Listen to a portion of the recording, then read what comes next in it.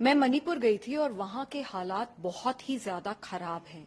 इसको लेकर हमने एक interim report and recommendations president of India को सबमिट करी हैं और हमने उनसे अपील करी है कि तुरंत मणिपुर में प्रेसिडेंट रूल लगा देना चाहिए और वहां के जो मुख्यमंत्री हैं उनका रेजिग्नेशन ले लिया जाना चाहिए।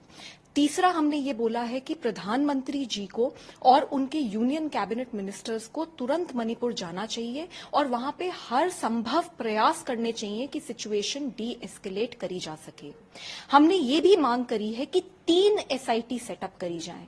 पहली एसआईटी तो ये इन्वेस्टिगेट करे कि ये दंगे आखिर हुए क्यों हैं, क्यों ये हालात हो गए कि 60,000 से ज्यादा लोग डिस्प्लेस हो चुके हैं, कईयों की मौत हो चुकी है, कईयों मिसिंग हैं और कईयों के साथ सेक्सुअल असॉल्ट हो चुका है। तो सरकार का क्या रवैया रहा उसके ऊपर जांच होनी बहुत जरूरी है।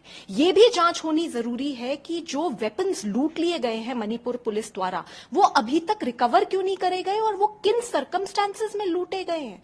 इन सारी चीजों के ऊपर जांच होने के लिए एक एसआईटी सेटअप होनी चाहिए।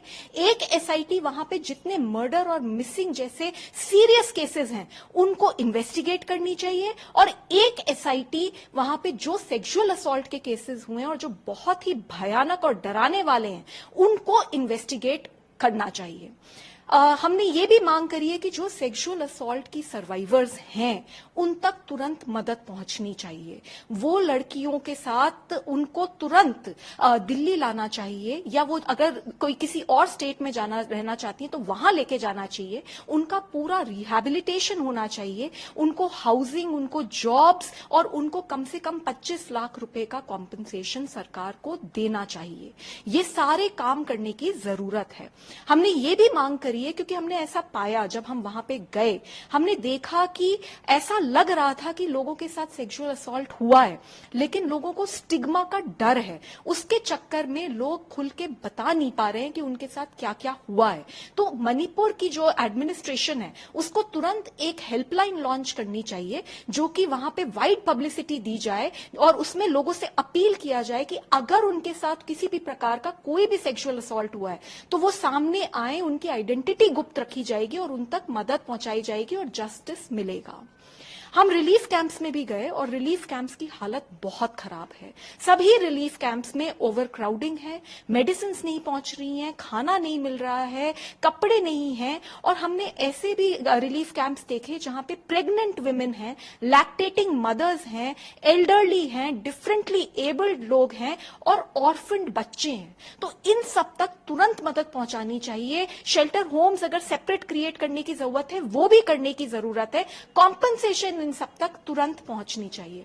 हमने ये भी देखा कि जो बच्चे हैं उनके स्कूल्स बंद हो चुके हैं, स्कूलिंग वहां तक नहीं पहुंच पा रही है। तो हमारी अपील है एडमिनिस्ट्रेशन से कि तुरंत ऑनलाइन क्लासेस स्टार्ट करी जाएं और ऐसे बच्चे भी हैं जिन्होंने अपनी हायर एजुकेशन कर रहे थे और अब उनके लिए संभव ही नहीं है वहां तक पहुंचना जहां पर उनके कॉलेजेस थे।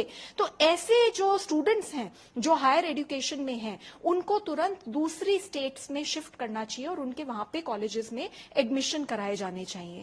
एक और बहुत ही दर्दनाक बात हमने देखी कि ये बताया जा रहा है कि काफी डेड बॉडीज अभी भी अलग अलग हॉस्पिटल्स में हैं और परिवारों तक नहीं पहुंच पाई हैं। तो वो तुरंत परिवारों तक पहुंचाई जानी चाहिए। और हमने ये भी देखा है कि दिल्ली और बाकी स्टेट्स में जैसे कि असम, जैसे कि मिजोरम में बहुत सारे लोग मणिपुर वायलेंस से भाग के पहुंचे हैं। तो वहां की राज्य सरकारों की भी जिम्मेदारी है कि इन लोगों के लिए रिलीफ कैंप सेटअप करे जाएं और उनको प्रॉपर्ली रिहैबिलिटेट किया जाए। ये इंपॉर्टेंट आपने मांग की इंटरनेट को।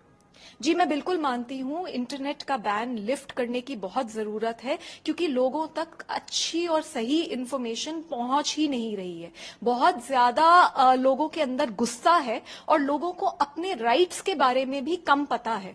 आज अगर वहां देखें तो हाईकोर्ट का एक्सेस भी बहुत लोगों के लिए कट चुका है क्योंकि काफी लोग ऐसे हैं जो इम्फाल नहीं पहुंच पा रहे हैं। तो जब उन तक हाईकोर्ट नहीं है, उनको लीगल अवेयरनेस नहीं है, तो ऐसे समय में उनके लिए बहुत जरूरी है कि इंटरनेट खुले, वो और देश के अलग अलग अथॉरिटीज तक अपनी बात लिख सकें, अपने उनके क्या राइट्स हैं, उनके क्या उनकी क्या क्या उनके हक हैं, वो उन तक पहुंचना बहुत जरूरी है। और आपस में कम्युनिकेशन एक हेल्दी तरीके से जरूरी है। तो इसलिए मेरे को लगता है कि इंटरनेट भी वहां पे जो बैन करा हुआ है वो हटना चाहिए। प्लीज